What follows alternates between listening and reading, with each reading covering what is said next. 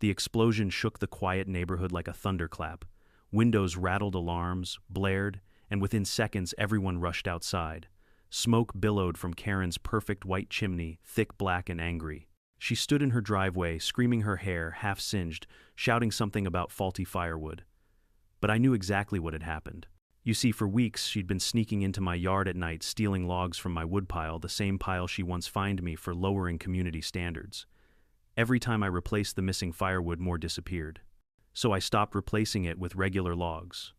I got creative, because in an HOA like ours, reason doesn't work with people like Karen. They only learn when things blow up in their face. Before we dive in, let me know where you're watching from and what time it is, and don't forget to subscribe for more insane HOA stories like this one. Before all the chaos and smoke, life in Maple Ridge Estates used to be quiet. Too quiet, actually. It's one of those HOA neighborhoods that looks like it came straight out of a magazine. White picket, fences, manicured lawns, and neighbors who smile only when someone's watching. I moved here 8 years ago after my wife passed. I figured I could use some peace and maybe a place where the rules kept things simple. I was wrong. At first I kept to myself. I worked from home as a freelance mechanical engineer, doing design work for local factories. My backyard was my little workshop, a smoker, a tool shed, a few benches, and my favorite thing, a neatly stacked woodpile I cut every fall. I liked splitting logs. There's something honest about it, unlike HOA board meetings. Most of my neighbors were decent folks. The Millers next door always brought me pumpkin pie around Thanksgiving. Old Mr. Jenkins would wave every morning while watering his roses. It was peaceful until she moved in, Karen Whitmore. Blonde, mid-50 seconds, always dressed like she was heading to court, even when she was just walking her dog. Within a month, she'd become HOA president. Nobody even remembered voting for her, but somehow she had the clipboard, the whistle, and the power. Karen loved three things: power, attention, and pretending she was saving the neighborhood from decline. She'd walk around with her little camera, snapping pictures of people's mailboxes, measuring grass height with a ruler, and sending out warning letters like she was a one-woman police force. The first time she showed up at my door, she smiled like a politician and handed me a paper. "Mr. Thompson," she said, "your woodpile violates community aesthetic standards. It's visible from the street." I blinked. "Karen, it's behind my shed." She tilted her head. "Well, from certain angles, it disrupts the neighborhood symmetry." I almost laughed. "Symmetry, Karen. It's firewood, not modern art." She didn't laugh. "You'll need to relocate it within 10 days or the HOA will issue a fine." Then she turned and walked off like a judge leaving a courtroom. I didn't move it, I just stacked it neater behind my fence. That should have been the end of it. But Karen never stops. When she feels ignored, she escalates. A week later, I came home from the grocery store and noticed something odd. My woodpile looked smaller. At first, I thought maybe my memory was off. I'm getting older, sure, but not that forgetful. So I counted the logs. I keep track, always have. About 20 pieces were missing. I scratched my head and figured maybe the landscapers took some by mistake, or a neighbor borrowed a few during the cold snap. No big deal. I didn't even lock the gate, it's a small community. But 2 days later, more wood was gone. Then again, always the same pattern. Every other night, about a dozen logs disappeared. I started asking around casually. "Hey, anyone seen someone messing with my woodpile?" Miss Jenkins shrugged. "Probably kids. You know, wintertime mischief." But no kid was lugging 40 pounds of oak logs through the night. By the end of the week, I was losing patience. Not because of the firewood's value, but the nerve of someone trespassing on my property. I kept my yard spotless, followed every dumb HOA rule, paid my dues early, and someone was treating me like a free lumber supplier.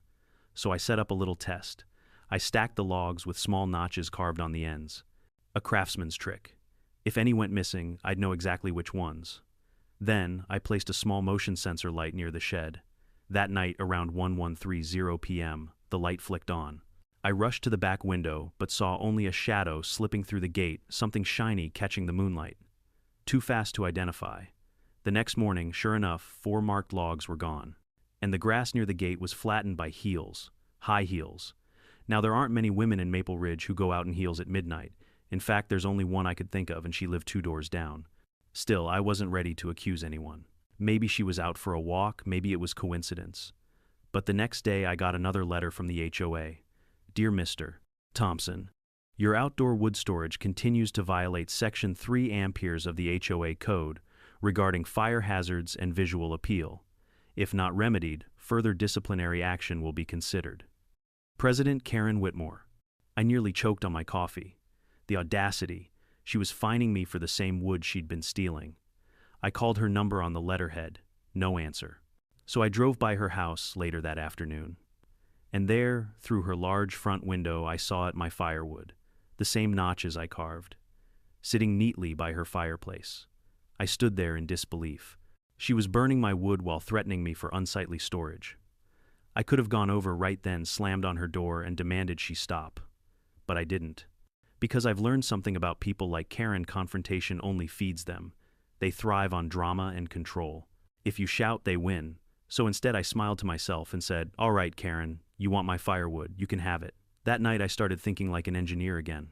I pulled out my old sketch pad, the one I hadn't used in years, and began drawing. I wasn't planning anything dangerous, just educational. I wanted Karen to feel the consequences of her actions, not just hear about them. I checked my workshop inventory, some hollow logs from a project, leftover black powder from my 4th of July fireworks experiments, and a lot of creative frustration. For the first time in weeks, I actually slept well, because I knew the next chapter in our little HOA drama was about to be explosive. I didn't sleep much the next few nights. Not because I was worried, no, it was excitement, the kind that crawls under your skin when you know you're onto something. I'd been planning the setup in my head like an engineer with a grudge and a sense of humor. But before I could pull the trigger, I needed solid proof, undeniable, irrefutable camera in her face, evidence that Karen was the thief. So I went full surveillance mode. I bought 2 small outdoor security cameras, the kind with night vision and cloud backup, and mounted one above the tool shed, angled perfectly toward the woodpile. The other I hid in the gutter overlooking the backyard gate. They blended in perfectly. You'd have to be Sherlock Holmes to spot them. Then I waited. The first 2 nights, nothing. Just raccoons and a stray cat walking across the frame. But on the 3rd night, at 12:14 a.m., the motion alert pinged on my phone. I opened the app, and there she was, Karen, wearing her beige coat scarf and those same ridiculous heeled boots that had left prints by my fence.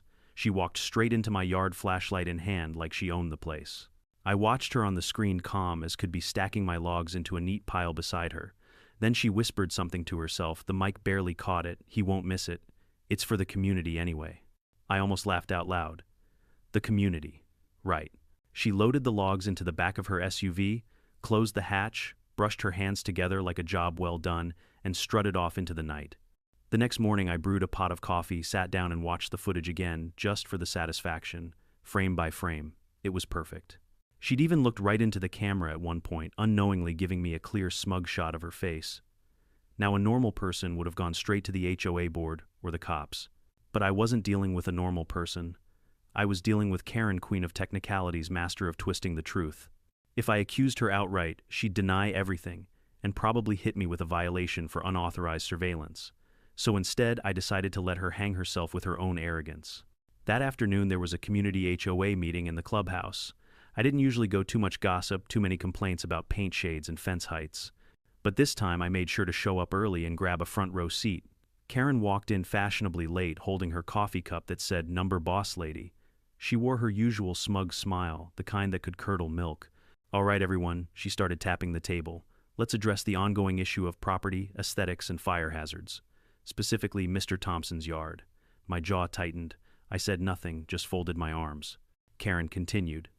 "Despite repeated warnings, Mr. Thompson continues to store unsafe amounts of wood in plain view, posing both a fire and a pest risk. I've documented the violation myself." Someone in the back muttered, "You document everything." A few chuckles rippled across the room. She ignored them. "Effective immediately, the HOA will fine Mr. Thompson $250 for non-compliance and mandate removal of the offending materials within 72 hours. I raised my hand calmly. "Karen, may I speak?" She gave a patronizing smile. "Of course, Tom. Just remember, this is a community meeting, not a debate." I leaned forward.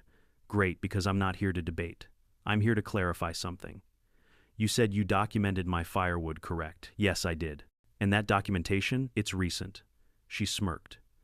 "I'd say within the last 48 hours. The room went quiet. I smiled. "Interesting. Because in those 48 hours, half my firewood was stolen." Karen blinked clearly, not expecting that. "Well, maybe you misplaced it." "I don't misplace 80 pounds of oak, Karen." She opened her mouth, but I kept going. Funny thing is, I installed cameras after the second theft. And guess who showed up on video? The color drained from her face. You can't, that's an invasion of privacy. I cut her off, my voice cool. The camera's on my property facing my woodpile. Perfectly legal. Would you like to see the footage? The crowd murmured. Someone gasped. The HOA treasurer leaned over, whispering something to the vice president. Karen stammered. This is harassment. You're twisting this to no, Karen, I said, leaning back. I'm not twisting anything. You were caught red-handed, or maybe red-heeled. Laughter erupted around the room.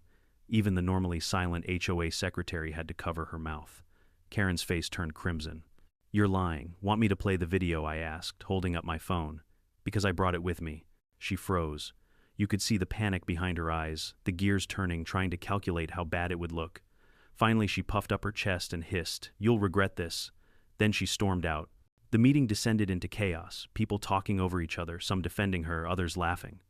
The vice president finally stood up and said, "We'll review this matter further." But I could tell from the looks around the room the tide was turning. People were tired of her tyranny.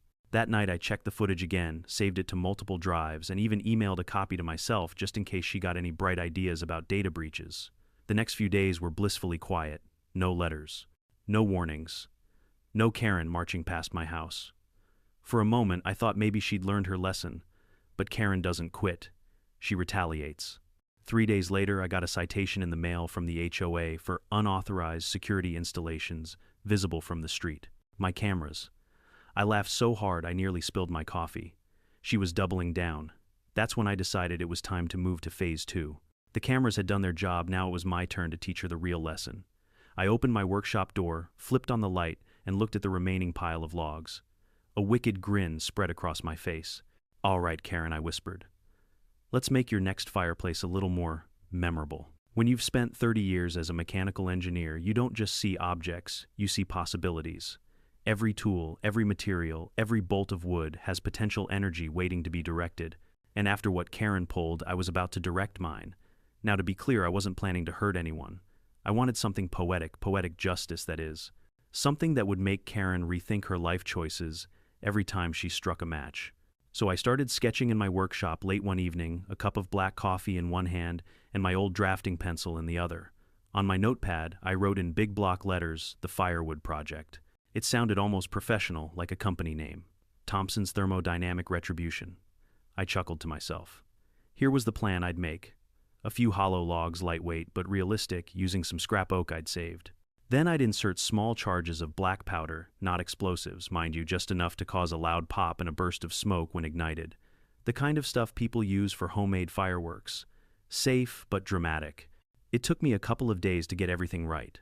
I drilled out the cores with my lathe, carefully hollowing them halfway, then plugged the ends with bark pieces so they looked solid. The trick was subtlety. The log had to look identical to the others. I brushed them with ash to dull the color, and stacked them right in the middle of the pile among the real wood. Each one was a masterpiece of petty revenge engineering.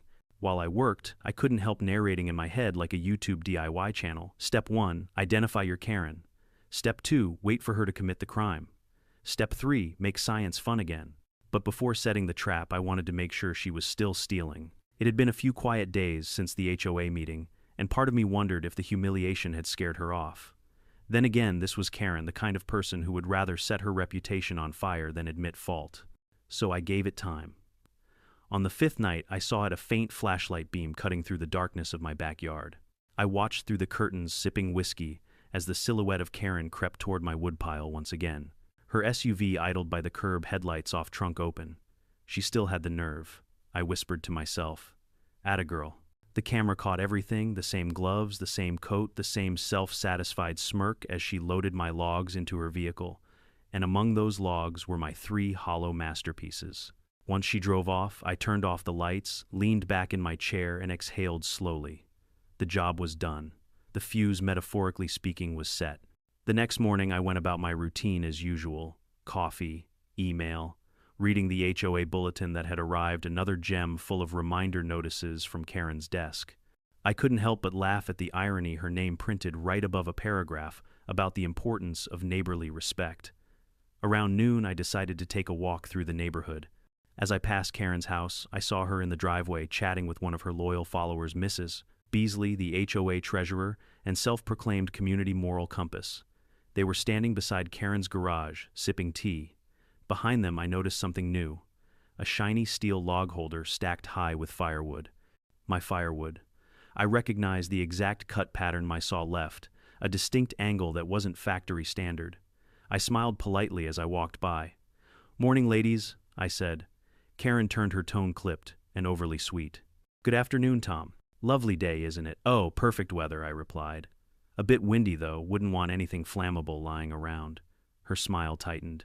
"Don't worry, I know how to handle fire." "I bet you do," I thought. That night, I went to bed early. I wasn't expecting anything spectacular, maybe a loud pop, some smoke, and a frantic Karen waving a broom. But what happened? Well, it was beyond even my imagination. It started around 8:45 p.m. I was watching a rerun of Mythbusters, fittingly enough, when a dull boom echoed through the distance. I turned down the volume, then another boom louder this time, then silence. Followed by the faint, unmistakable sound of someone screaming, "Oh my God!" I stepped out onto my porch and saw a plume of gray smoke rising above the row of houses. The smell of burnt ash drifted faintly through the air. A few neighbors were already gathering in the cul-de-sac, phones out, trying to see what happened. I kept my expression neutral as I walked toward the commotion. Karen's house stood out immediately, her front windows fogged with smoke, her chimney belching like a factory. The decorative wreath on her door was half singed. Karen stood in the yard, hair frizzed, face blackened with soot, wearing a silk robe that now looked like something rescued from a barbecue pit. She was shouting at a firefighter, waving her arms wildly. It just exploded. Out of nowhere, I was burning a few logs, and then boom. The firefighter was trying hard not to smile. "Ma'am, it looks like you had some kind of combustion buildup. Maybe something inside the wood caught fire too fast." Karen blinked. "Are you saying it's my fault?" The man shrugged. "Could be a lot of things. Maybe you bought bad wood." "Oh, I didn't buy it," she said, and then stopped herself mid-sentence. I raised an eyebrow. "Oh, really?" She glared at me, realizing what she'd said. "I mean, I sourced it locally." "Sourced," I repeated. "That's one way to put it." Everyone in the crowd turned toward me. The Millers were whispering, Mr. Jenkins was smirking, and even the firefighters looked amused. Karen's face turned the color of her bathrobe, or what was left of it. "I should call the HOA," she snapped. "I think they're already here," I said, nodding toward Mrs. Beasley, who had just arrived, phone in hand, and looking absolutely mortified. "Karen," Mrs. Beasley whispered, "people are talking. Did you really know?" Karen barked. "I would never steal," I interrupted her softly. "Funny. Because I have the footage that says otherwise." Karen's jaw dropped. The firefighters exchanged glances. At that moment, I didn't even feel angry anymore, just satisfied. Like watching a perfectly engineered system complete its function, precise, efficient, inevitable. That night, after the fire trucks left and the neighborhood settled down, I sat on my porch with a cold beer and looked at the faint orange glow still flickering through Karen's windows. Somewhere in the distance, a dog barked. I raised my glass and whispered to the stars, to science. The morning after the incident, the neighborhood group chat was pure chaos. My phone buzzed nonstop. "Did you hear the explosion? Karen's fireplace blew up, I swear. I saw sparks shoot out of her chimney." I sipped my coffee and scrolled through the messages, pretending to be just another concerned neighbor. "Hope she's okay," I typed with a perfectly measured dose of sincerity. By noon, a fire inspection truck was parked outside Karen's house, along with 2 HOA board members, and of course Karen herself still shaking off the embarrassment like a wet cat. She was wearing oversized sunglasses and a hat that screamed, "Don't look at me," but everyone was looking anyway. I couldn't resist. I strolled over with my mug, casual as ever. "Morning, Karen," I said cheerfully. "Rough night." Her head snapped toward me like a turret locking on target. "This isn't funny, Tom. My fireplace exploded. It could have killed me. Good thing it didn't," I replied evenly. "You should probably be careful about where you get your firewood." She flinched. "What's that supposed to mean?" "Oh, I don't know," I said with a half smile. "Sometimes you think you're getting free wood, but it comes with surprises." The HOA treasurer, Mrs. Beasley, looked between us nervously. "Are you two?" Implying something, Karen turned to her, voice rising. "He's accusing me of something ridiculous. He's obsessed with me." That one made me laugh out loud. "Obsessed, Karen, you've been sneaking into my yard like it's a Black Friday sale." The inspector cleared his throat, interrupting. "All right, folks, let's stay focused. Mrs. Whitmore, I've examined the remnants of the firewood in your fireplace.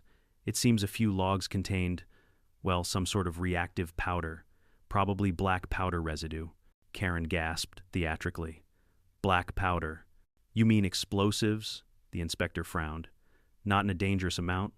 Looked more like fireworks material. Small combustion, nothing military grade. Karen's lips curled into a sneer as she turned toward me. See, he did this. He planted explosives in the firewood to kill me. The HOA members gasped. I stayed completely calm, took a slow sip from my mug and said, "That's a bold accusation, Karen. Especially since you've admitted on record just now that the wood came from me." Her mouth opened, then closed, then opened again, like a fish gasping for logic. I didn't. You can't prove anything." "Oh, but I can," I said, reaching into my pocket. "Remember the cameras, the ones you find me for. They're very handy. Want to see the footage?" The crowd around us started whispering. Even Mrs. Beasley leaned closer, curiosity glowing brighter than her pearls. Karen's voice wavered. "You're bluffing." "Am I?" I tapped my phone. The screen lit up, showing her on video dragging logs through the gate with that same smug grin. I zoomed in frame by frame until her face filled the screen. "There you are, middle of the night on my property. Quite the community service you're doing." The silence that followed was priceless. You could have heard a pine needle drop. Then somewhere behind us, a kid burst out laughing. "Mom, that's the lady who yelled at me for riding my bike too fast." That broke the spell. The crowd murmured, some shaking their heads, others smirking. Karen's face turned a shade of red I didn't think was biologically possible. She tried to recover voice, trembling with false authority. "This is harassment. You're all witnesses. He's violating my privacy. On my property, I cut in smoothly, with my cameras, and you trespassed. Want me to call the sheriff to clarify whose privacy was violated here?" She froze. For the first time, I saw genuine fear behind those oversized sunglasses. The inspector spoke again, clearly trying not to take sides. "Mrs. Whitmore, I'd advise against further comment. The footage speaks for itself." The HOA treasurer sighed. "Karen, this looks really bad." Karen's voice cracked. "You're all turning against me. After everything I've done for this neighborhood, I couldn't resist the jab." "Oh, we appreciate all your hard work, Karen. Especially cleaning up my firewood for me." That earned a laugh from half the crowd. Even the inspector smiled behind his clipboard. She spun toward me, jabbing a finger in the air. "You'll pay for this, Tom. I'll sue you for intentional harm, property sabotage, emotional distress." "Emotional distress," I said, feigning concern. "Was that before or after you trespassed, stole, and burned evidence of the crime?" The sheriff's car pulled up right on cue. Turns out, one of the neighbors had called earlier thinking the explosion might have been foul play. The deputy stepped out, Officer Ramirez, a calm, no-nonsense guy I'd chatted with a few times about community safety. "What's going on here?" he asked. Karen rushed to him. "Officer, arrest him. He booby-trapped Firewood to hurt me." Ramirez held up a hand. "All right, slow down, one at a time." I handed him my phone with the video paused at the perfect frame Karen mid-theft under full moonlight. "Here's my footage, officer. That's her stealing the logs in question." I filed no complaint because I was giving her time to return them. Then, well, they exploded. He watched quietly for a few seconds. Then he looked at her. "Ma'am, is this you?" Karen swallowed. "That's not, you can't tell." He raised an eyebrow. "It's you, Mrs. Whitmore. Same clothes, same car license plate, clear as day. This is trespassing and theft." The color drained from her face again. You're not actually." Ramirez sighed. "Look, no one's pressing criminal charges yet, but I'm documenting this as a warning. Any further incidents, and it becomes official." She spun toward me, desperate. "You planned this. You set me up." I shrugged. "I set up cameras. You set yourself up." The neighbors chuckled. Karen's composure cracked completely. "You're all monsters. You think this is funny? I run this neighborhood." Mrs. Beasley whispered to another board member. "Not anymore, she doesn't." Karen heard it. That was the final straw. She stomped toward her SUV, got in, and slammed the door. The engine roared, and she peeled off down the street, tires screeching. The crowd slowly dispersed. Ramirez turned to me and said quietly, "You handled that better than most would have. Just don't build any more science experiments, all right?" I laughed. "No promises." That night, I sat by my fire pit, the same pit that started it all. I threw on a fresh log, a real one this time, and watched it crackle in the darkness. The smell of oak smoke filled the air. For the first time in months, the neighborhood was quiet, peaceful. No rule memos, no measuring tape patrols, no HOA letters slipped under my door. Just silence, broken only by the sound of the flames. I lifted my beer toward the glowing coals and said softly, "To poetic justice." Somewhere in the distance, I imagined Karen still scrubbing soot off her fireplace, muttering about negligence and disrespect, and I smiled. For a few blissful days, the neighborhood went eerily quiet. No HOA letters. No measuring tape patrols.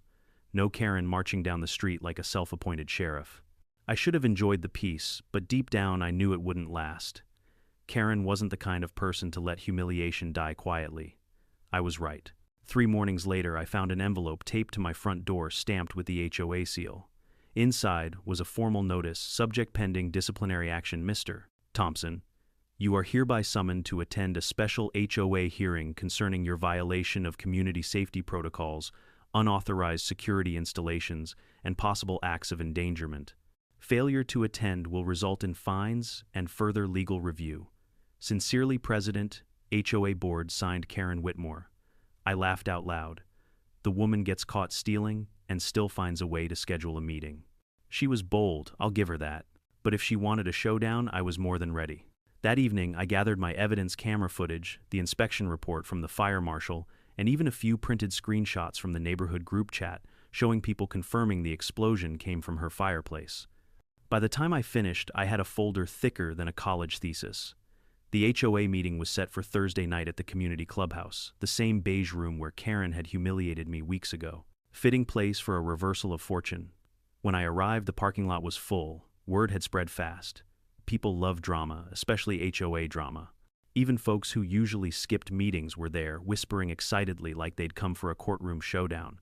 Karen sat at the head of the long table, chin raised, flanked by her loyalists, Mrs. Beasley, who looked like she wanted to sink into her chair, and 2 newer board members who wore matching expressions of regret.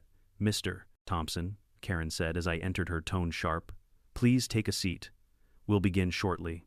Thank you, Madam President, I said with mock politeness. Though I'm surprised you're still calling yourself that. Her nostrils flared, but she kept her voice cool.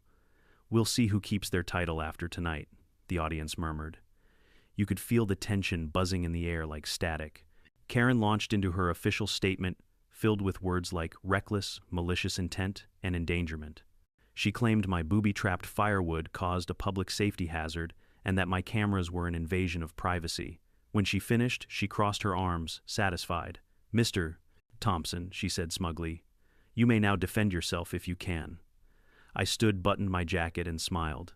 Thank you, Karen. I appreciate the dramatic build-up. A few chuckles rippled through the audience. I placed my folder on the table, flipped it open, and began slowly, deliberately. First of all, let's review some facts. You claim I endangered the community. Yet, according to the fire inspector's report, I held up the document. The explosion occurred inside your fireplace using stolen materials from my property. Isn't that right? Karen's lips tightened. I tapped my phone, projecting a still frame from the video onto the TV in the room. Karen, under moonlight, loading my logs into her SUV. Gasps filled the room. Oh, I think you did, I continued. This video was recorded legally from my property. It clearly shows you trespassing, removing personal items, and... That's fake, she shouted, standing up. It's not, I said calmly. Officer Ramirez reviewed it himself, and you received an official warning. Or did you forget that part? Her voice faltered. He misunderstood. Misunderstood, I raised an eyebrow. Did he misunderstand your fireplace too? Because I've got witness statements from 3 neighbors who saw the smoke billowing out of your chimney like Mount Vesuvius. Laughter erupted. Even Mrs. Beasley tried and failed to suppress a grin. Karen slammed her hand on the table. This is all part of your vendetta. You hate me because I enforce the rules. Karen, I said, voice low and steady, nobody hates you because you enforce rules. They hate you because you make them up. That landed hard. A few people clapped. Someone even whistled. Her eyes darted around the room, searching for backup. You're all letting him get away with sabotage. He could have burned down my house. I spread my hands. Then maybe don't steal from people's yards. Basic physics, no fuel, no fire. Mrs. Beasley finally spoke, her voice trembling but firm.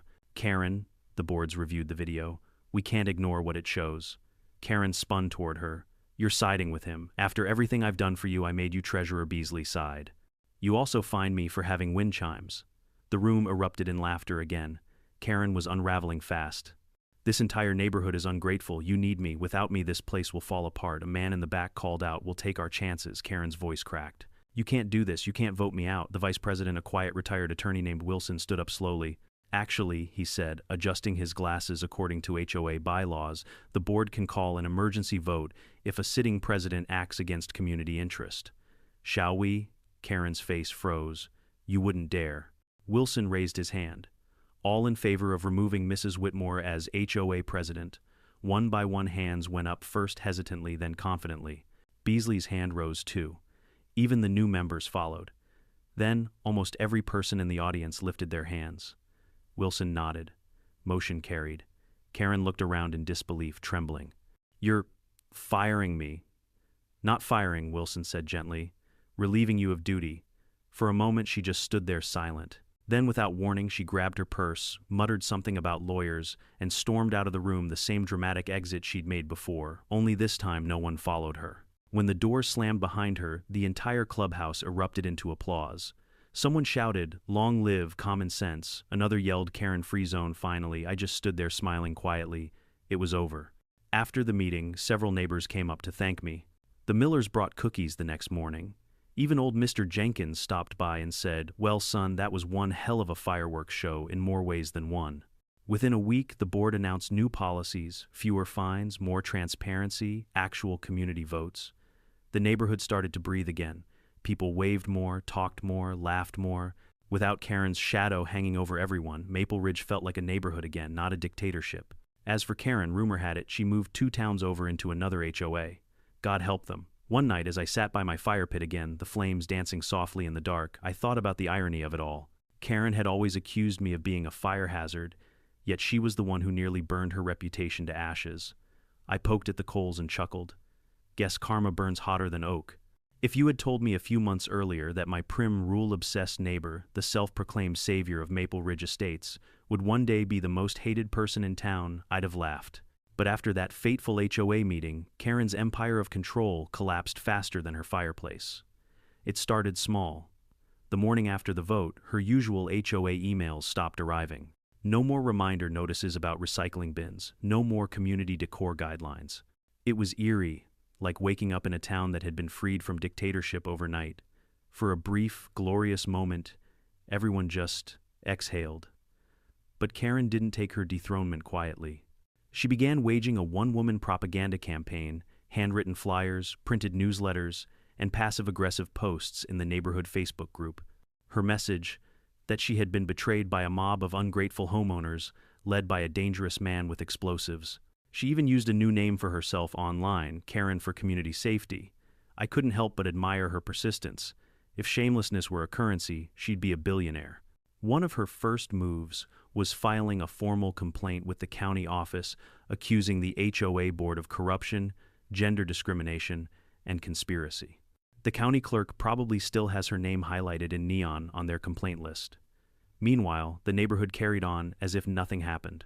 The new board president, Wilson, turned out to be a calm, reasonable guy who actually listened to people. Under his leadership, rules were relaxed, and for the first time the HOA hosted a summer barbecue, something Karen had previously banned for smoke visibility concerns. I was the honorary grill master. The irony wasn't lost on anyone. Halfway through flipping burgers, Mrs. Beasley came over with a lemonade and whispered, "You know, I used to be scared of her. I think everyone was." "Fear's her fuel," I said. "Take it away, and she runs out of gas." Beasley chuckled. "Well, now she's running out of friends, too. Heard she tried to start her own HOA Facebook page. Only 2 people joined, and one of them was her cousin from Arizona." I grinned. Guess the community finally voted with their unfollow buttons. But Karen wasn't done. About a week later, she staged her comeback. Around 9 a.m., while I was trimming hedges, I noticed a moving truck parked outside her house. I thought she might be leaving, but then she emerged, arms full of cardboard signs. Each one had a message in bold red marker: fraudulent HOA vote, unsafe neighborhood under new management, Thompson's Firewood, caused chemical injury. She hammered them into her own front yard like a protester staging a revolution of one. I set down my hedge trimmer, leaned on the fence, and called out Morning Karen. "You opening an art gallery?" She didn't even look at me. "You think this is funny, don't you? You humiliated me in front of everyone. But people will know the truth." "Funny," I said. "The truth's been pretty loud lately. You might have missed it under the sound of explosions." Her jaw clenched. "You'll regret this." "Already did," I said. Every time I tried being polite, she stormed back into her house, slamming the door hard enough to rattle the windows. By the next day, her signs were gone courtesy of the HOA's new rule against obstruction of community view. The irony of her own old policies being used against her was delicious. Still, word spread that she was planning to sue me personally. I half expected a knock from the sheriff, but instead I got something better, a knock from Wilson, the new HOA president. "Tom," he said smiling, "I think you'll appreciate this." He handed me a thick envelope, a copy of the cease and desist order the HOA had issued against her. Apparently Karen had been harassing board members, showing up uninvited at meetings, and spamming residents with angry letters. "She's officially banned from HOA premises for 6 months, Wilson said. I raised my eyebrows. That might be the most peaceful half-year of my life. We both laughed. But fate has a sense of humor. 2 days later, Karen's water heater burst, flooding her basement. She called the HOA maintenance line, the same line she used to micromanage, and was told very politely that she was no longer eligible for HOA maintenance assistance. I wish I could say I didn't enjoy hearing her screaming through her front door at the plumber. I really do. But I enjoyed it immensely. By late summer, she finally cracked. One morning I woke up to see a for sale sign planted in her yard, bright red and freshly painted. Rumor had it she was moving to a more civilized community 3 counties away. The day the moving truck arrived, half the neighborhood came out to walk their dogs or get the mail. People weren't subtle. Even Mr. Jenkins brought out a lawn chair. Karen was furious.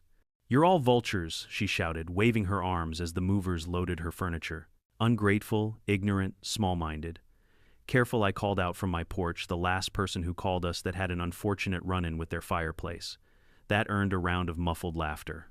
Karen glared daggers at me, then turned away, climbing into her SUV. As she drove off, she stopped right in front of my house, rolled down the window and shouted, "You haven't seen the last of me, Thompson." I raised my beer and smiled. "If I do, I'll install another camera." She slammed the gas pedal, and just like that, she was gone. For a long moment, the neighborhood stood in silence.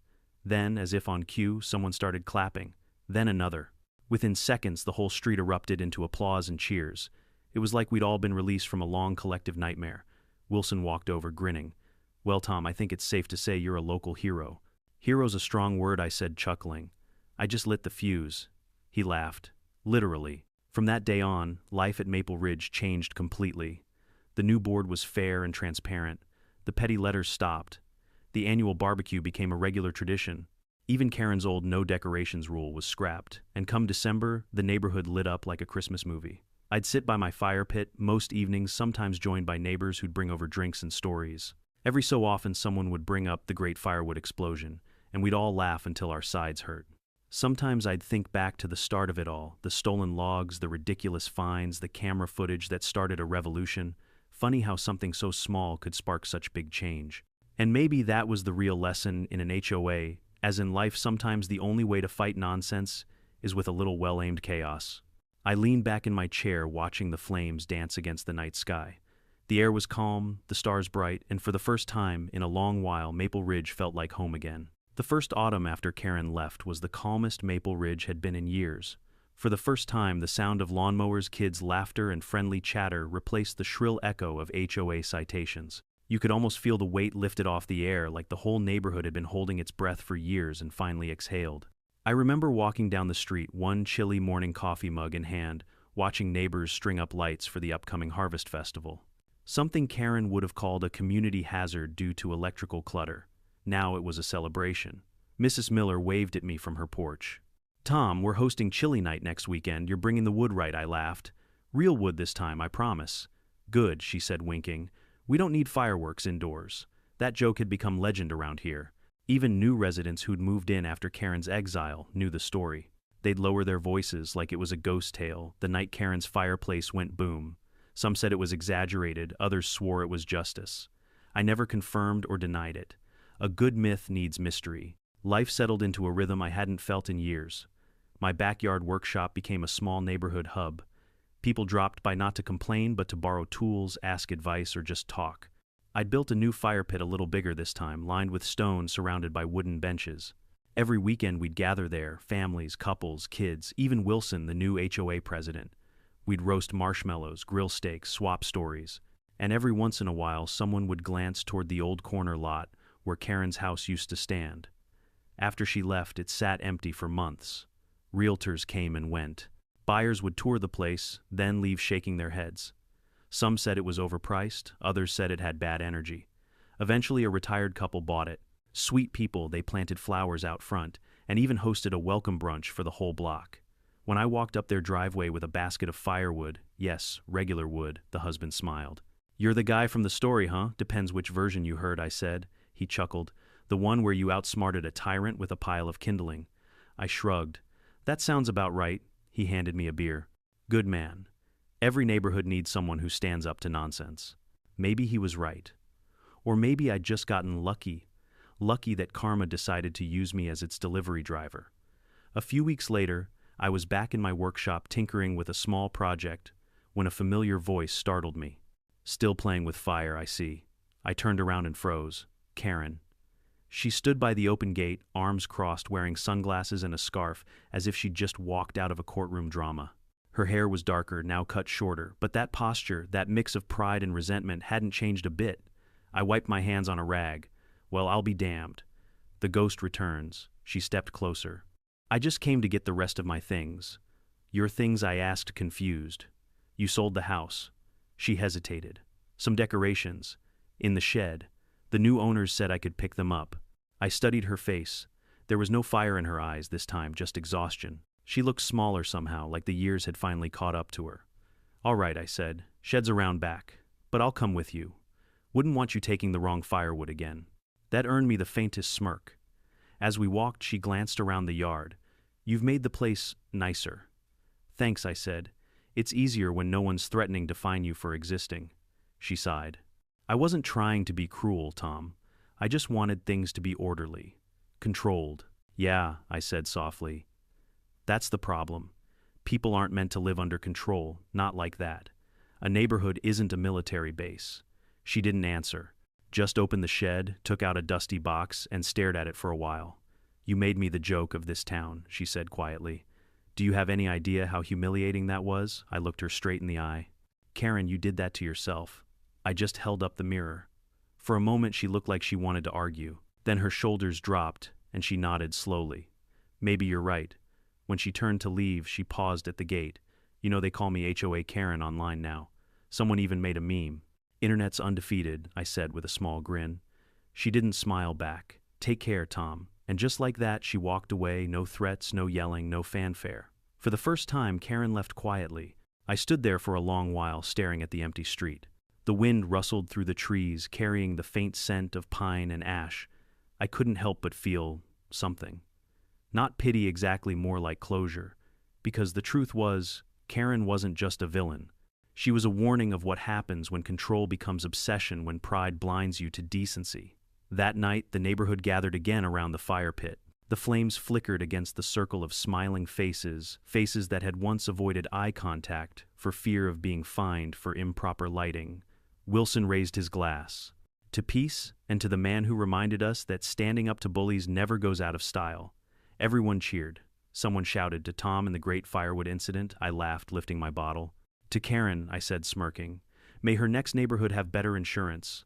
The whole circle burst out laughing. As the fire crackled and the night deepened, I leaned back and watched sparks drift into the sky.